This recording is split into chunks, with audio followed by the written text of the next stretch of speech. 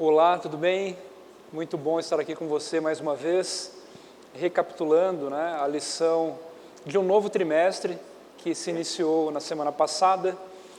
Eu não sei se você nos acompanha sempre, mas estamos com um novo material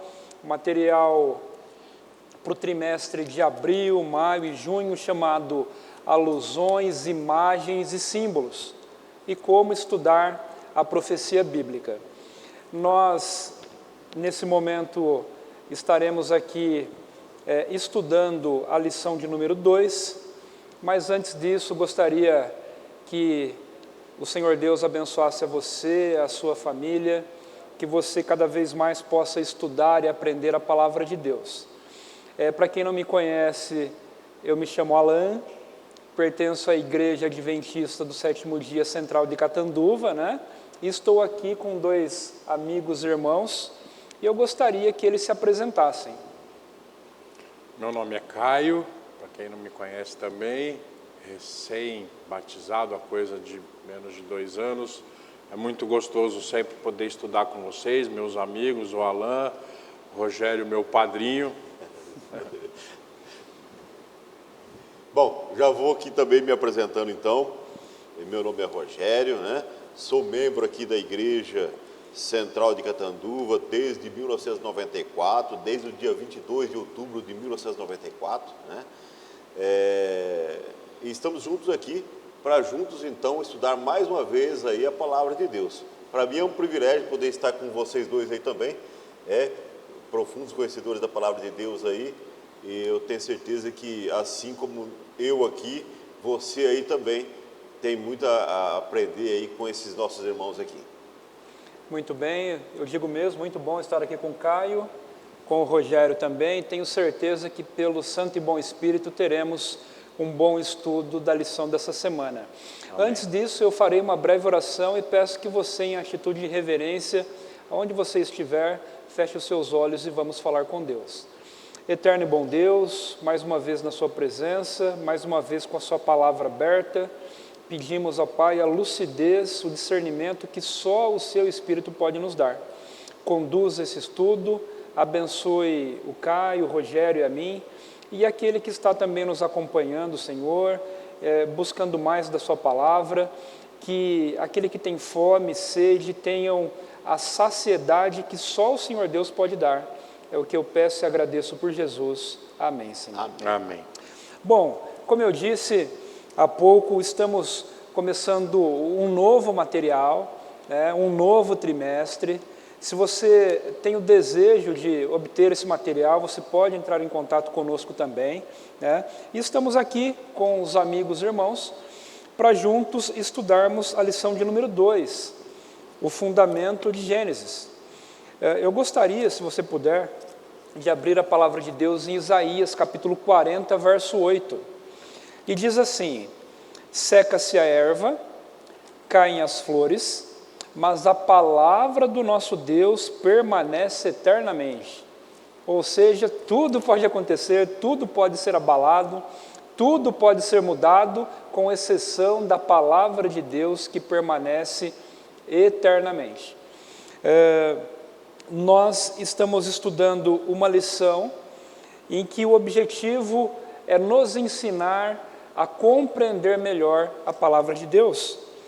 A palavra de Deus aqui na minha mão, ela foi escrita por aproximadamente 40 autores, num período, numa janela de 1500, 1600 anos. E é impressionante a conectividade, a sinergia, a interatividade entre esses 40 autores e esses 1600 anos.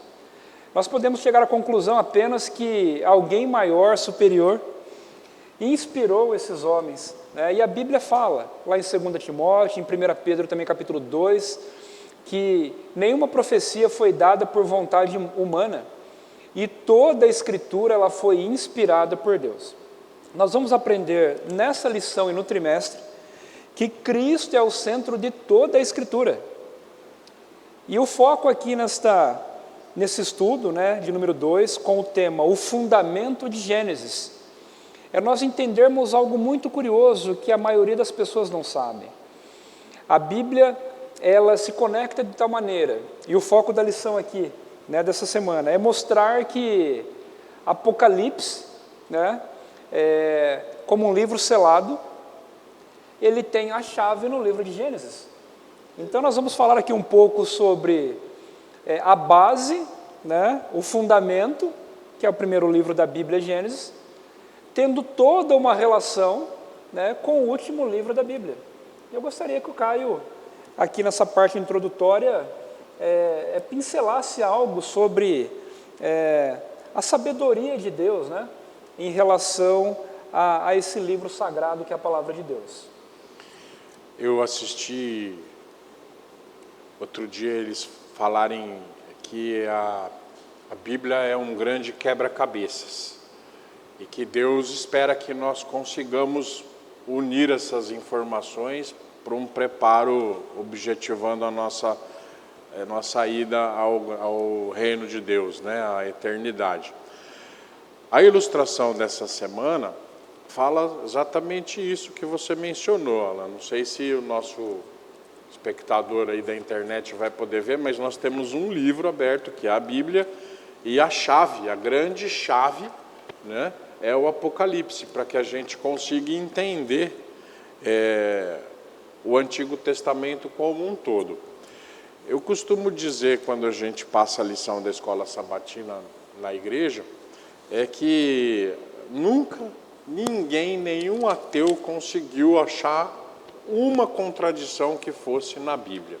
Tentaram e tentaram várias vezes e com argumentações, inclusive, muito sedutoras, mas sem qualquer sucesso. E eu levo os alunos sempre a uma reflexão que eu quero dividir com vocês. Deus existe? Sim, claro. Com certeza. Que bom que vocês também erraram.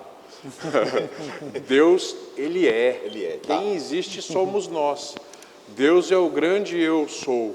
Então, a chave para que a gente consiga entender o Antigo Testamento é Apocalipse, mas entender Deus nós nunca conseguiremos, não é verdade? E eu ressalto esse insucesso que grandes expoentes aí do ateísmo nunca conseguiram achar uma contradição que fosse na Bíblia. Eu acho, Violan, eu acho assim, quando a gente fala de profecias, a gente está falando aqui, a Bíblia se auto-interpreta. Isso. Né? Então, se a gente está falando de Daniel ou de Apocalipse, eu acho que principalmente Apocalipse aqui, para você entender muitos dos conceitos, até dos símbolos, né? E aí o tema central daqui é alusões, imagens e símbolos, a gente precisa buscar lá no Antigo Testamento. E geralmente lá, aqui em Gênesis, tem a chave para abrir essas fechaduras lá de Apocalipse e a gente ter essa interpretação correta.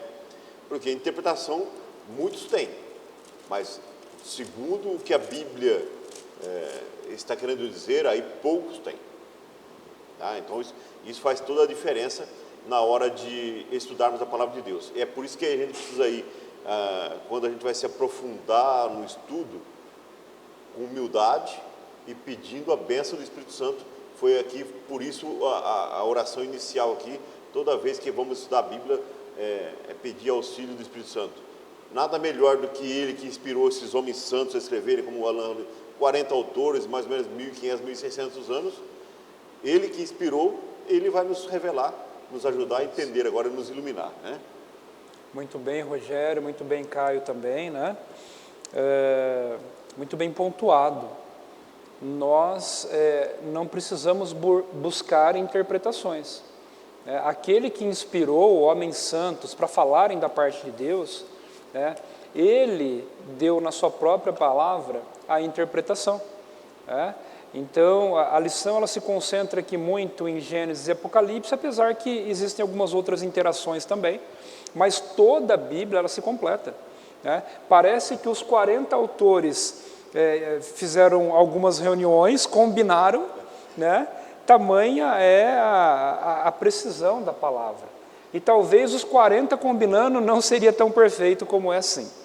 E Alan, eu ainda destaco mais ainda, teve autor que que escreveu e não tinha contato com o outro. Isso. Não teve acesso à literatura do outro, né?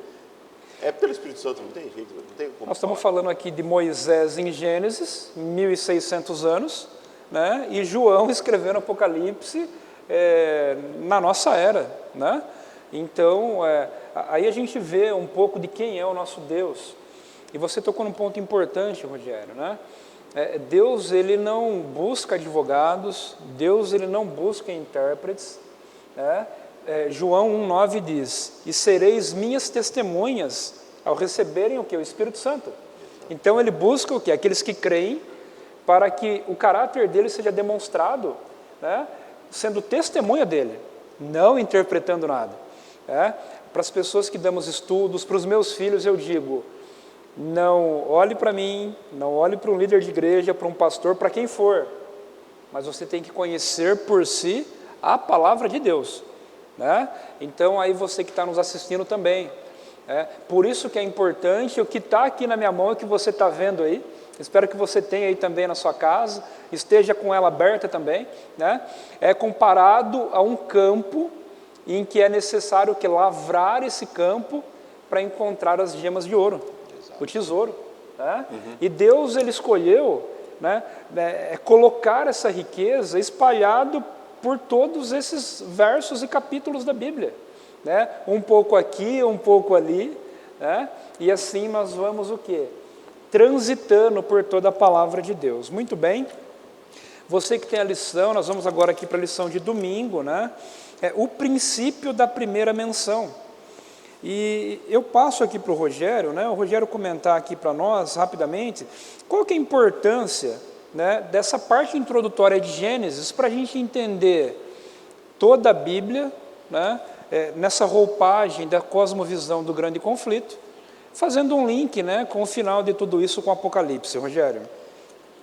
Bom, primeiro, para a gente compreender as coisas, a gente precisa buscar em Gênesis. O fundamento é Gênesis, né? Porque ali a gente vê o Criador, né? A gente vê a questão até do grande conflito, aí quem está por trás de tudo isso, né? Entre Deus, entre Jesus e Satanás. E aí, uma coisa que a gente fala muito aqui, e a lição vem trazendo aqui, Alan, credibilidade ou verdade? Né? Tem muitos aí que afirmam verdade, mas cada um tem a sua verdade. É como se a verdade fosse subjetiva. Sim. Verdade é verdade e ela não é subjetiva. Não é cada um tem a sua verdade. Verdade é uma só. As pessoas estão relativando isso tudo para trazer mais confusão do que verdade, né? E Deus estabelece então a verdade. E aí se para pensar, vamos lá, Deus criou tudo pela palavra, no sexto dia ele foi lá, moldou o ser humano. Então, por aí você vai começar a perceber algumas coisas, alguns fundamentos para a gente ter interpretação. Temos um Criador, já cai por terra uma outra coisa aqui. Não, peraí, tem alguém por trás de tudo isso. Não é uma mera coincidência, não é acaso, não foi um acidente, não foi uma explosão, né? A questão aí do princípio da primeira menção, que ele fala, quando tem o primeiro relato, né, de alguma coisa, isso é muito importante, né? Então, faz sentido adquirir a compreensão do livro de Gênesis, onde conceitos importantes são explicados pela primeira vez. Eu só quero estudar o Novo Testamento. Olha só, você não vai conseguir ter uma interpretação correta se você deixar essa base de lado. É por isso que você falou a questão da importância aqui de aprender as coisas que estão escritas lá em Gênesis. Eu não sei se consegui explicar. Conseguiu, muito bem, Rogério. O primeiro verso da Bíblia é uma prova de fé, né? No princípio criou Deus os céus e a terra, né? Então o primeiro verso ele já coloca a pessoa que está ali em contato com a palavra, uma situação em que, e agora? No princípio criou Deus os céus e a terra? Caio, dentro da lição de domingo, do que foi falado aqui pelo Rogério, o que mais você pontuou que seria importante para que faça parte do nosso estudo? Primeiro eu queria pedir perdão para você, querido, que nos assiste em qualquer momento da sua vida. A gente não é perfeito e erra. Eu disse que a chave para entender o Antigo Testamento é Apocalipse. Me perdoem, é Gênesis. Gênesis é a grande chave aqui da lição para entender todo o Antigo Testamento e inclusive o Apocalipse. Posto isso, eu tenho muito medo do período que nós estamos vivendo atualmente. Hoje, o que as pessoas mais fazem é professar o achismo. Eu acho que Jesus permite isso. Eu acho que amor é aquilo outro. Então, o Rogério muito bem ressaltou, nós precisamos buscar a verdade pura na palavra de Deus, palavra esta que é Deus falando conosco, né? O assim diz o Senhor, ele vem, ele chega nas nossas mãos com muito sangue, muitas pessoas defenderam com a própria vida que essa verdade chegasse até hoje nas nossas mãos. Então, é uma verdade pura, é a única verdade, não existe achismo, e ela que tem total credibilidade para se auto-interpretar. Eu convido você que ainda nunca fez isso, faça uma oração, abra a palavra de Deus para qualquer assunto da sua vida. Tenho certeza que através do assim diz o Senhor, Deus vai responder as suas dúvidas, os seus anseios, vai te ensinar a viver. Amém, amém. Já estou indo para segunda-feira, o relógio não para, né? Compreendendo o amor de Deus. O Rogério comentou um pouco sobre a questão de credibilidade e verdade, o Caio também. E agora nós nos deparamos com uma outra palavra que tem sido distorcida também, né? O egoísmo, o orgulho tem tomado conta do ser humano. E o amor, ele tem tido uma outra aplicação, que não é a aplicação correta, pautada na palavra de Deus. Então, a cultura que nós vivemos é uma cultura que diz que o amor se concentra em realizações pessoais, sendo que o amor bíblico demonstrado por Deus é um amor que promove o bem aos outros, né? Então, enquanto o mundo entende que eu preciso me amar e eu realizo coisas para o meu bem próprio, né? Satisfazendo o meu orgulho, o meu ego e outras coisas mais, nós vemos um Deus que deu tudo por amor ao próximo, né? Então, a lição aqui de segunda-feira, ela vem mostrando essa questão do amor dentro da palavra de Deus, e nós vemos em todos os capítulos da Bíblia, o amor ali, né? Na criação, no capítulo 1 e 2, e por toda a Bíblia, né? Inclusive no capítulo 3, quando começa o pecado. Mas só que a lição, ela vem mostrando que a palavrinha, né, a palavra amor, ela só aparece ali perto da metade do livro de Gênesis, né? No capítulo 22, eu gostaria que o Rogério, de uma forma sucinta, comentasse um pouco sobre essa palavra realmente escrita ali por Moisés, né, no capítulo 22, que demonstra um pouco do amor do nosso Deus. Eu achei assim, né?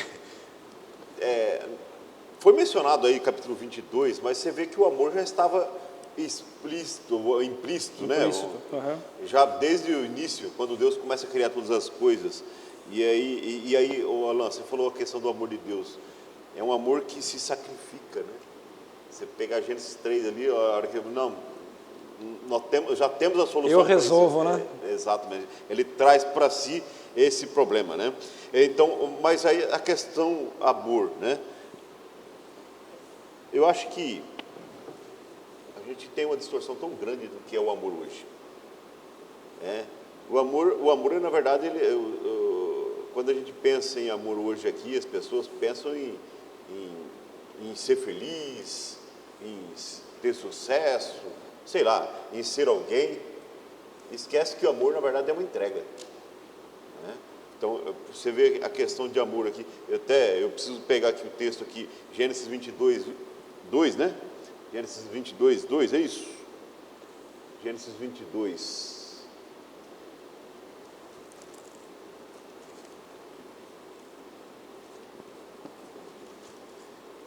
versículo 2, ele fala assim: acrescentou Deus: toma teu filho, teu único filho, Isaque, a quem amas, e vai-te à terra de Moriá, ofereça-o ali em holocausto, sobre um dos montes que eu te mostrarei.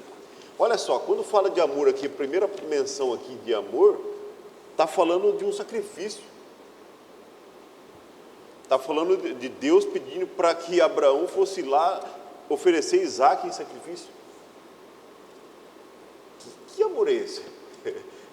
Por isso que eu falei aqui a questão de é um amor que se sacrifica. Eu fiquei imaginando aqui, não tem como não ser assim, né? Naquele período, os dois caminhando juntos, o que passou pela mente de Abraão? Tenta se colocar no lugar, levando o seu próprio filho para depois ele chegar lá e sacrificar. Aonde está o amor nisso? Aí você fala assim, mano, peraí, o amor aí está no que Deus tinha pedido para Abraão, né? Sim, sim. Eu acho que aí já responde o amor a Deus acima de tudo e o amor ao próximo, né? A irmã White, se vocês me permitem, ela trouxe um raciocínio muito, mas muito interessante. Ela diz o seguinte, que ao fazer esse pedido para Abraão sacrificar o seu filho Isaque, claro que há outras razões, há sim o contexto do exemplo, que Jesus depois seria o grande sacrifício, mas a irmã White ela toca num ponto muito importante, que Deus objetivava mostrar para Abraão que o seu amor era finito e que o de Deus é um amor infinito. Eu fiquei dias refletindo nessa frase da irmã. Outra coisa que é bom a gente ressaltar nessa porção aqui é que o amor de Deus talvez seja o grande questionamento e o grande tema do grande conflito. Sim. Porque Satanás ele toca justamente nesse ponto, né? Ah, mas aqui você não está dando liberdade para as pessoas agirem, então coloca em xeque o amor de Deus. Esse é o tema central. E é por isso que a gente precisa ter a compreensão do amor de Deus na base da profecia, né? Muito bem, muito bem. É importante aqui, em Gênesis 22, a história do sacrifício de Isaque, né? O nosso tempo não permite tanto, mas precisamos ponderar algumas coisas aqui. Já me deparei com pessoas que não entendem o amor de Deus e usam o pedido de Deus para Abraão como sendo um Deus que está pedindo um absurdo. Mas a gente precisa entender que Deus, em nenhum momento, em toda a história, ele precisou de um sacrifício de pessoas para que ele pudesse fazer algo diferente em prol da humanidade. Nunca, né? Mas Abraão, ele veio de uma terra pagã, ele veio de uma cultura em que os deuses pagãos tinham sua ira aplacada mediante sacrifícios. E apesar de toda a história de Abraão, né, antes do nascimento de Isaque, depois Isaque aqui já era um jovem, né, teve coisas ainda que ele não compreendia. Do mesmo jeito que a palavra de Gênesis e Apocalipse ela é progressiva, a luz ela vai clareando até ser dia perfeito, isso acontece na nossa experiência cristã também. E com Abraão não era diferente. Abraão amava mais o filho do que a Deus. E Abraão entendia que a salvação era por obras. Então, Deus queria não Isaque, Deus queria Abraão. Exato. Né? Então, Deus ele leva Abraão ao clímax, né, da decisão, ou você entrega tudo que você ama por mim, ou então você vai ser reprovado. E nós somos deparados com isso também, né? Nós podemos amar coisas ou pessoas mais do que Deus. O que o Caio comentou é muito profundo realmente, né?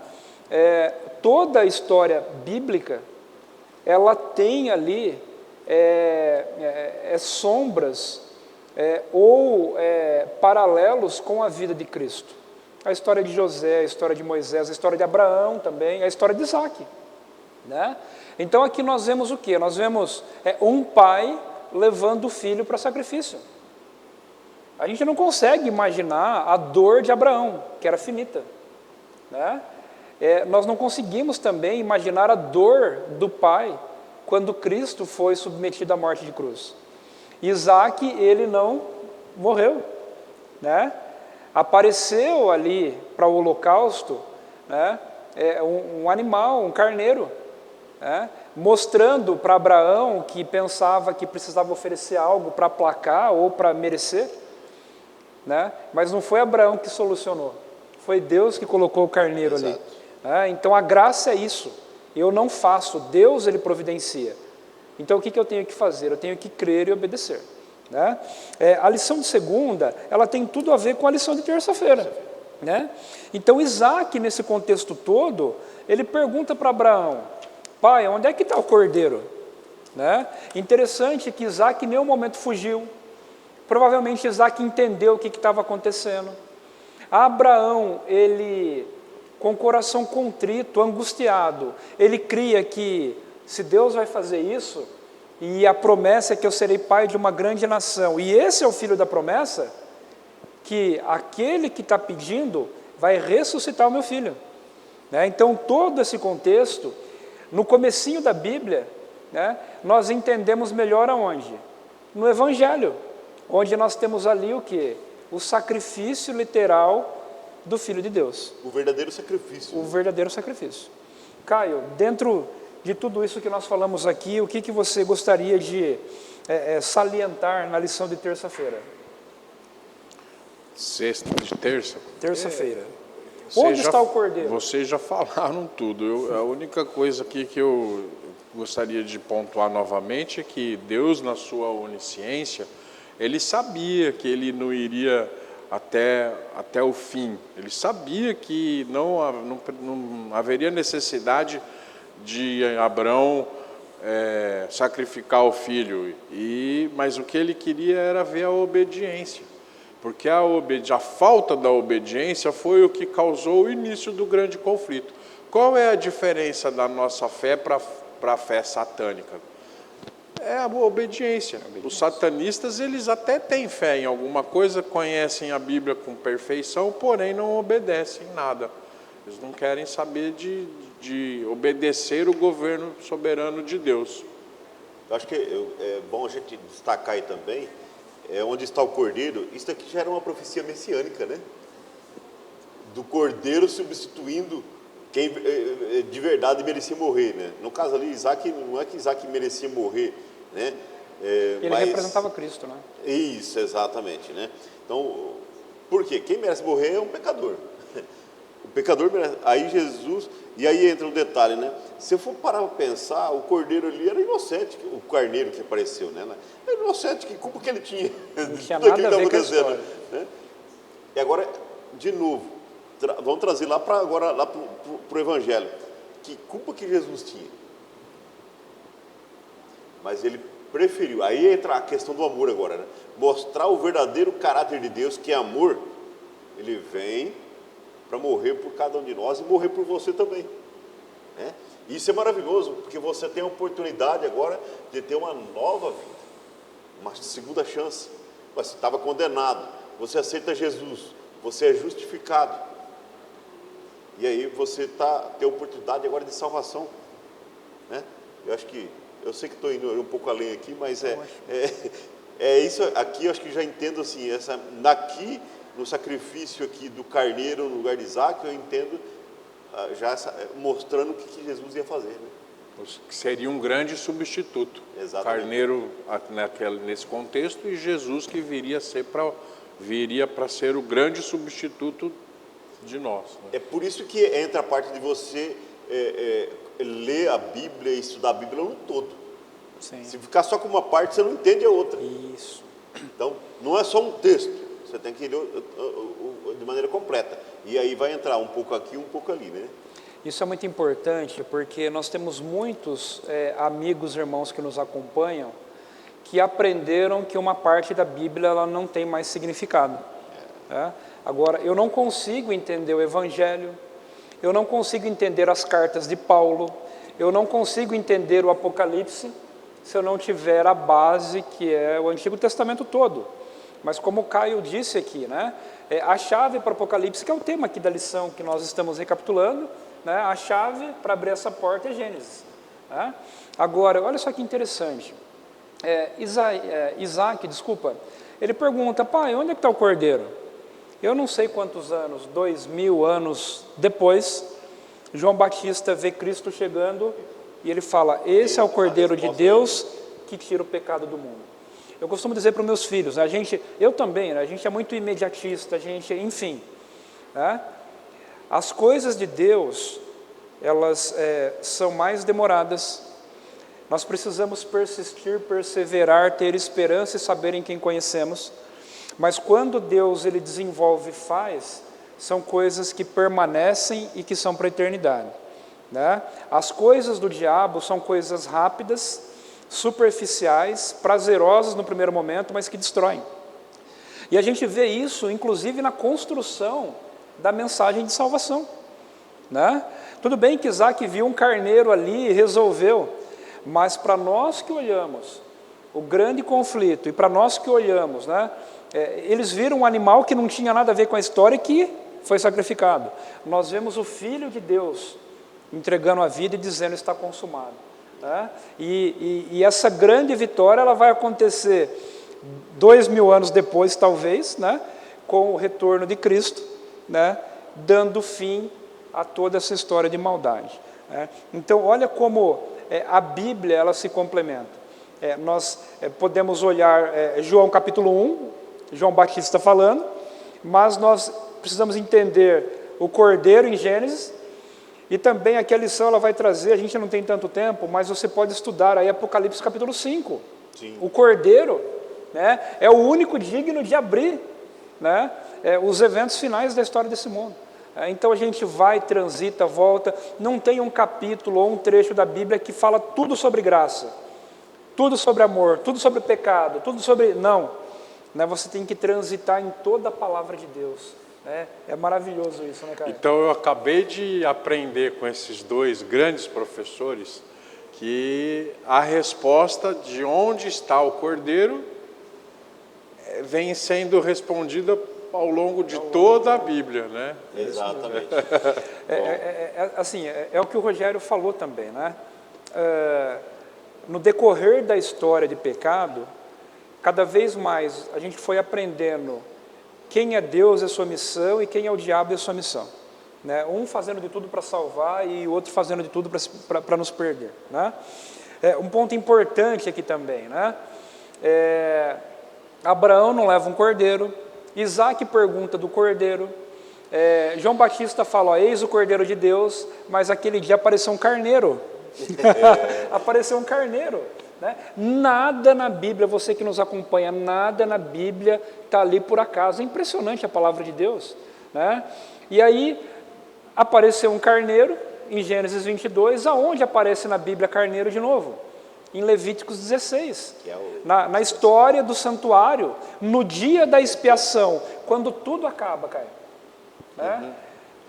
Nós temos ali todo um processo no santuário para acabar com o pecado, e ele começa com o sacrifício do cordeiro, mas ele termina com o sacrifício do carneiro. Então, quando Deus providencia um carneiro ali, ele estava mostrando para todos nós, é impressionante, né, que ele não é só o cordeiro, mas ele é aquele que vai, no dia do juízo final, no dia da expiação, acabar com toda essa história de pecado. É impressionante, né? Impressionante. Mas vamos andar aqui, quarta-feira, quase aqui terminando, né? Essa lição maravilhosa, lidando com a morte. Né?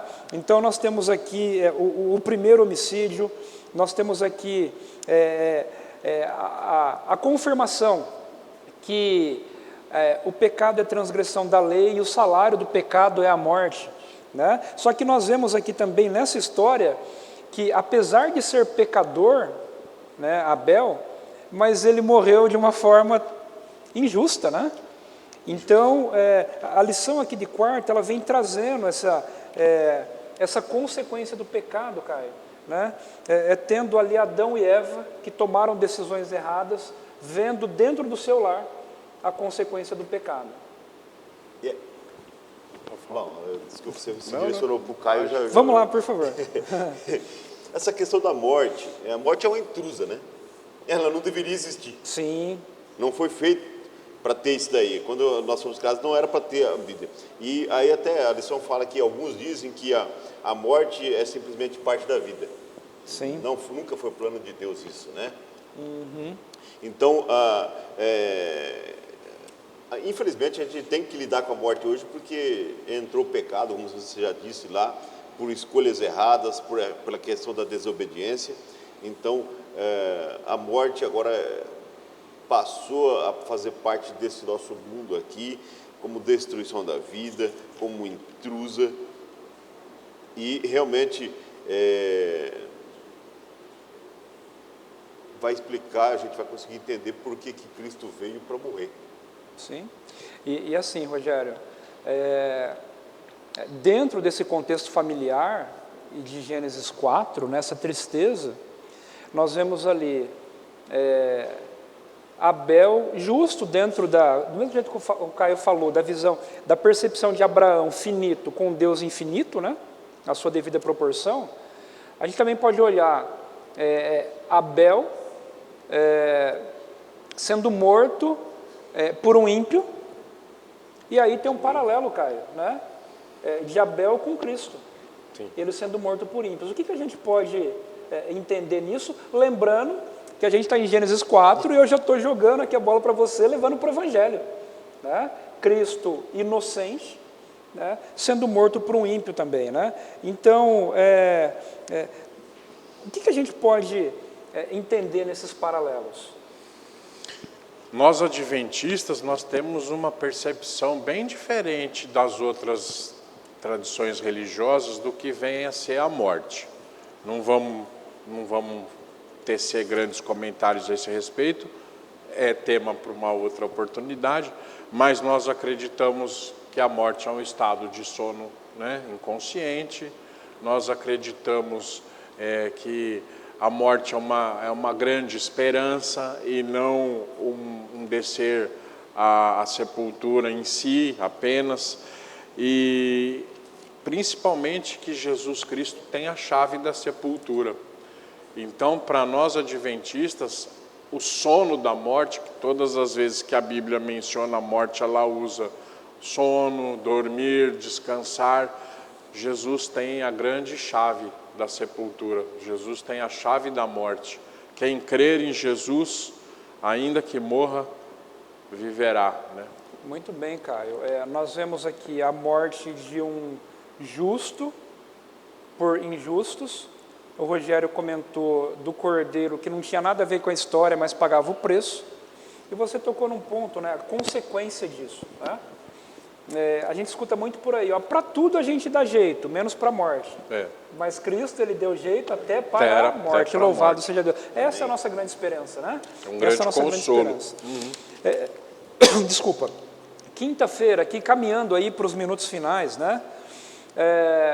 Nós temos aqui como tema do dia a serpente. E a gente não pode deixar de comentar nessa lição, onde falamos do sacrifício ali, de Isaac, onde vimos agora a questão da morte, onde vimos tantas outras coisas, que todo esse grande conflito, toda esse desenvolvimento, esse desenrolar, ele tem a ver com a adoração, né? Começou no céu e estamos aqui envolvidos nisso, né? E a questão é a adoração. Quando a gente olha Apocalipse 12, que é um resumo do grande conflito, quando a gente olha o desdobramento, Apocalipse 13, nós observamos ali, né, algumas palavras que a gente precisa olhar o Antigo Testamento, né? Mais uma vez aí a Bíblia se interpretando, né, Rogério, Caio, né? E aí a gente se depara com uma palavrinha ali, dragão, serpente, e a gente olha e lembra, Caio, que em Gênesis 3 nós temos ali uma serpente na árvore do conhecimento do bem e do mal. Nós temos ali instruções de Deus, né, sobre as consequências de se conversar. E nós observamos ali que a estratégia do inimigo continua sendo a mesma hoje, né? Ele atua por meio do engano, principalmente, porque ele é o pai da mentira, por meio do medo. Quando ele consegue juntar as duas coisas, aí ele tem muito sucesso, né? Por outro lado, nós vemos sempre o caráter de Deus se mantendo fielmente, né? Então, Rogério, dentro aqui de Gênesis 3, Apocalipse 12, o que a gente pode entender, tendo como base Gênesis, para que assim eu tenha uma lucidez maior quando eu olho Apocalipse? Bom, se você falou que a questão que o grande conflito gira em torno da adoração, certo? Foi isso que você começou a falar. E aqui você vai ver que claramente é isso. Quando você busca essas duas informações desses dois textos, você vê que é totalmente oposto. Um lá no início da Bíblia, outro lá no finalzinho da Bíblia. Mas a essência é a mesma. Exatamente. Então, o conteúdo, eu acho que a questão é a mesma, né? Então, e aí você falou uma coisa, a natureza do grande conflito não muda. Deus sempre será quem Ele é, e o inimigo, a serpente, o dragão, será sempre quem ele é, mentiroso. Um está com a verdade, o outro está com a mentira. Poderia mudar? Teve a oportunidade de fazer isso. Sim. Aí entra a escolha de cada um. E aí agora eu já viro para você também. Assim como Deus deu oportunidade até para o inimigo mudar, Ele dá oportunidade para você mudar também. E olha que a gente entende que você não é inimigo de Deus. Pelo contrário, Jesus veio morrer por você. E agora você precisa só corresponder esse amor todo, né? Aqui, eu acho que, questão de tudo, Deus, Ele vem mostrar quem era a serpente. É por isso que hoje, você pode ver que um animal que hoje, eu não sei, tem algumas pessoas que gostam até, mas a maioria das pessoas, quando falam uma serpente, de uma... É repugnante, então, né? exatamente. Repugnante, não dá. Eu não quero nem chegar perto desse trem, não, né? Sim. Eu acho que até isso, essa consequência, mas quando a gente aplica a serpente como quem permitiu que o inimigo a usasse para enganar, aí a gente já começa a entender por que essa repugnância, né? Aí tem um ponto até interessante. A serpente, na época do Éden, ela não era um animal feio. Não, a Bíblia fala que ela era um animal bonito, que ela voava, salvo engano, e que depois Deus falou, agora você vai ser repugnante, vai rastejar e vão ter medo de você. Mas ela era um animal, foi até um animal que chegou a ser sedutor aos olhos da Eva, né? Hoje, a nossa lição aqui fala de alusões, imagens e símbolos. Qual é o grande símbolo que a serpente representa? O mal, Satanás, a oposição do plano divino para a humanidade e a oposição do plano de criação numa forma geral, buscando a promoção do pecado. Essa é, vamos dizer assim, o molde, né, tudo que a serpente representa para a teologia. Se você fala assim, a serpente... É lógico que foi usada por Satanás, né? Mas ela vai lá, ela questiona as ordens de Deus. E você vê hoje as mesmas coisas acontecendo. A pessoa não muda, né? É por isso que o Alan falou que, e você também, cara, nessas palavras já deixa claro também. A serpente, o dragão, o Satanás, o diabo, ele continua com a mesma estratégia. A serpente foi a primeira fofoqueira. A gente é que não aprende, né? A serpente foi a primeira fofoqueira. Então, irmãos, olha, não seja fofoqueiro. Deus não gosta de fofoqueiro, porque a serpente já foi a primeira e olha o estrago que ela quase causou, se não fosse Jesus. Que a gente vê aqui, já agora realmente, né, no final aqui da nossa lição, nós olhando esse paralelo Gênesis e Apocalipse, e diante de tudo que foi falado aqui, nós temos a primeira profecia em Gênesis 3,15, você pode observar depois na sua Bíblia, né? E ali, com a entrada do pecado, Deus ele aparece ali no momento do pôr do sol, e ele encontra o casal e conversa com eles, e ali ele faz uma profecia dizendo que ele terminaria tudo e destruiria a serpente, né, que é o diabo, Satanás. E também ali tem uma palavra que eu demorei muito tempo para entender, quando ele diz que ele colocaria inimizade. E eu não entendia como é que Deus pode colocar inimizade. Mas a gente precisa entender que naquele momento a serpente, Adão e Eva, eles eram todos farinha do mesmo saco, né? Eles naturalmente, agora devido à entrada do pecado, eles eram o quê? Inimigos de Deus. Eles desobedeceram, eles se rebelaram, eles não creram mais, né? Então quando ele surge, ele fala que vai colocar inimizade, né? Ele está dizendo que pelo poder dele, né, naturalmente Adão, Eva e a serpente eram do mesmo pacote, mas só que de maneira sobrenatural, né, Deus colocaria inimizade, e é isso que ele faz hoje. Todo aquele que se achega até o nosso Senhor, que aceita Jesus como Salvador, que crê na sua palavra, Deus ele nos coloca um poder sobrenatural, de discernimento, de repulsa sobre o pecado, né, de altruísmo, que é o amor na prática, né? Essa é a inimizade que Deus ele coloca. E aqui eu quero pontuar uma outra situação importante. Agora, saindo de Gênesis, indo para Apocalipse, vai chegar um momento em que é nos dito em Apocalipse 13, que toda a terra vai se maravilhar seguindo a besta. Toda a terra, né? Então, no começo, todo mundo era farinha do mesmo saco. No final, com exceção de um remanescente, de poucas pessoas, mas no final, todo mundo de novo será amigo da serpente, né? Então que nós, pelo temor de Deus, pelo estudo da palavra, pela operação do Espírito Santo em nossas vidas, que nós possamos obter o caráter de Cristo, né? Crer e obedecer os seus preceitos, para que não venhamos a fazer parte desse grande engano. Nosso tempo acabou. Últimas palavras, Rogério, Caio.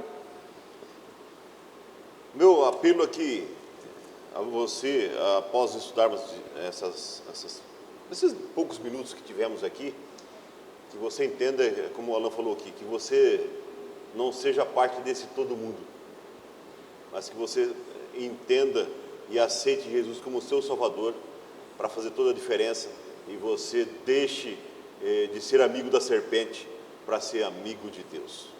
Que Deus te abençoe. Lá no Éden nós não estávamos junto e nós caímos junto.